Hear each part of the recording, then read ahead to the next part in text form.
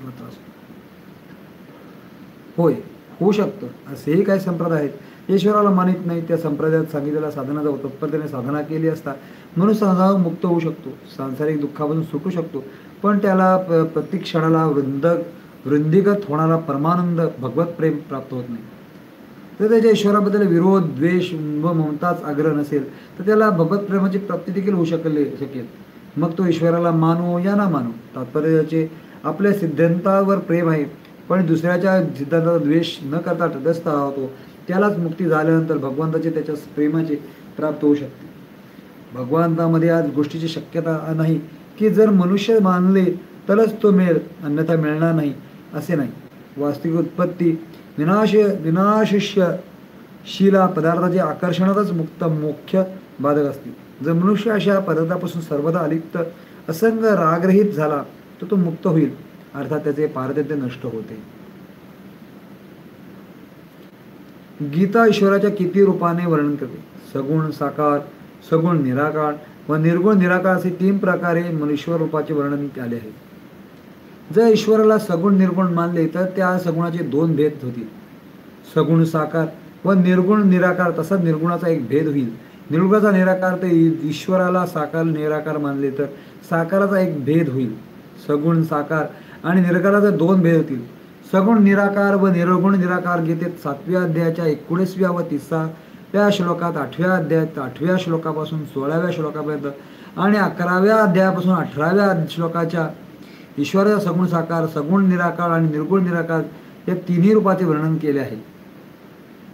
प्रश्न. काही लोक ईश्वराला मायामय मानतात. ते असा मानतात की मायारहित एक निर्गुण निराकार ब्रह्मच आहे, ईश्वर तर त्या मायुक्त आहे असे मानणे कितपत योग्य आहे. उत्तर. गीता असं मानत नाही की ईश्वराला गीता मायेचे आधिपत्य मानते.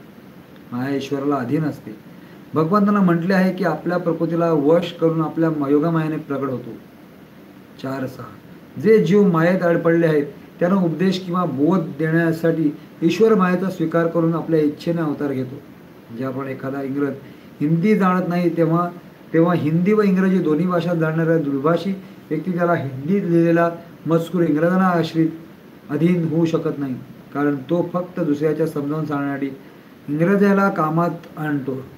त्याला स्वतः इंग्रजी मुळीच आवश्यकता नाही. त्याचप्रमाणे मायेत पडलेल्या जीवांना शिकवण्यासाठी ईश्वर प्रकृतीचा आपल्या अधीन करून अवतार घेतो, जीवाच्या समोर येतो. ईश्वर मायेचा अधिपती आहे, मालक आहे, ही गोष्ट गीतेने पुन्हा पुन्हा सांगितलं आहे. जसे ईश्वर जीवाच्या मालक असूनही अवतार घेतो. 4.6. ईश्वर गुण कर्मानुसार 4ही वर्णांचे वर्णन करतो, रचना करतो. 4.13. जो मनुष्य सकाम भावनेने देवताची उपासना करतो त्यांना फल देण्याची व्यवस्था ईश्वरच करतो. 7.22.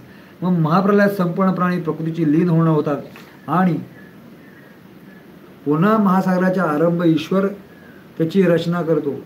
9.7.8. सर्व योनीमध्ये जितकी शरीर निर्माण होतात त्यात प्रकृती मातेप्रमाणे असून ईश्वर पिताप्रमाणे आहे. 14.3.4.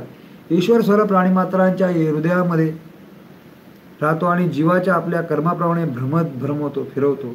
18.61. ज्याप्रमाणे सोनं आपल्या अवजाराने दागिन्याने बनवले तर तो काही आपल्या अवजाराच्या ताब्यात अधीन राहत नव्हतो असतो, कारण तो केवळ दागिने मिळवण्यासाठी अवजारांना कामात वापरतो. त्याचप्रमाणे ईश्वर देखील जगाची रचना करण्याचे प्रकृतीचा स्वीकार करतो. जो स्वतः बंधनात पडलेला आहे, तो दुसऱ्याला बंधन मुक्त काय करणार, करू शकत नाही. जीव स्वतःच बंधनात पडलेला आहे म्हणून तो दुसऱ्याला बंधन मुक्त कसे करू शकणार. परंतु ईश्वर स्वतःलाच बंधन रहित आहे म्हणून तो बंधनात पडलेल्या जीवाची इच्छा असलेली तर बंधनाला मुक्त करू शकतो. 18.66.